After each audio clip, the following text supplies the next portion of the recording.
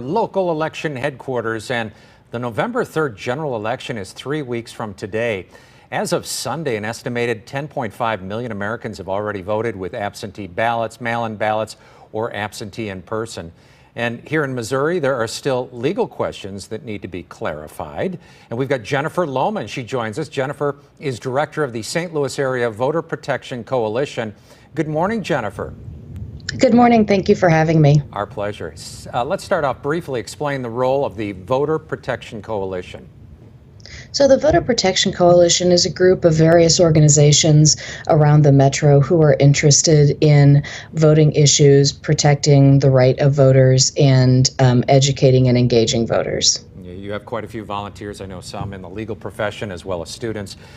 Let's talk first about the different ways people can vote. There's in person, of course, November 3rd, the old-fashioned way. You've got absentee or absentee in person. Then you've got mail-in ballots. And right now we've got the Missouri voter rights case. It's in the hands of the Federal Appeals Panel in St. Louis. Talk about that.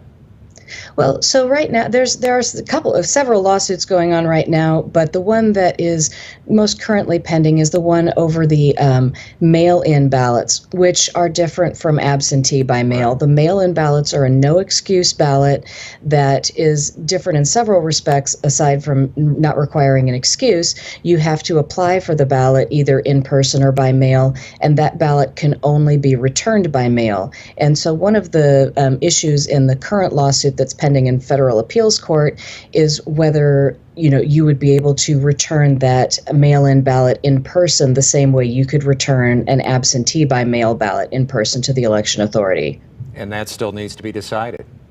It does still need to be decided. So if someone has a mail-in ballot and wants to return it right now, they should just follow the original rules and return it by U.S. mail. And I believe that's a federal panel in St. Louis that's deciding that. And then you've got the Missouri Supreme Court on Friday ruled that absentee ballot envelopes must be notarized.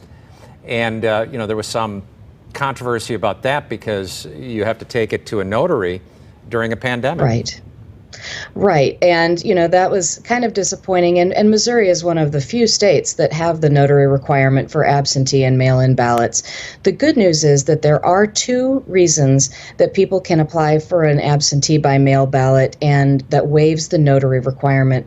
The first one is if they expect to be incapacitated or confined due to illness or are a caregiver for someone who is incapacitated or confined due to illness or disability. And then there's the new excuse for people who are specifically at risk for COVID, which is all voters over 65, voters living in a long-term care facility, and voters with one of a number of specifically set forth health conditions that put them at risk. So anyone using a health-based excuse to get an absentee by mail ballot will not need to have their ballot notarized. All right, John. And finally, how is the coalition keeping an eye out for fraudulent activity?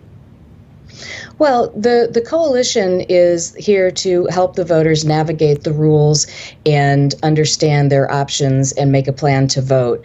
And one of the ways that the coalition does that is by having participating in election protection, which is both a statewide and nationwide effort that voters can turn to if they have questions about how they can make their voting plan and put it into action.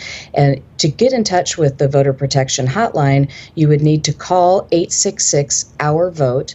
You can also text 866-OUR-VOTE, or you can chat with a live attorney at 866-OurVote.org. And I think the best way for the election to run smoothly is for everyone to know what the rules are and how they can make their own voting plan. And the Election Protection Hotline is there to help people do that. Jennifer Lohman, thank you so much for joining us this morning. We appreciate it. From St. Louis Voter Protection Coalition.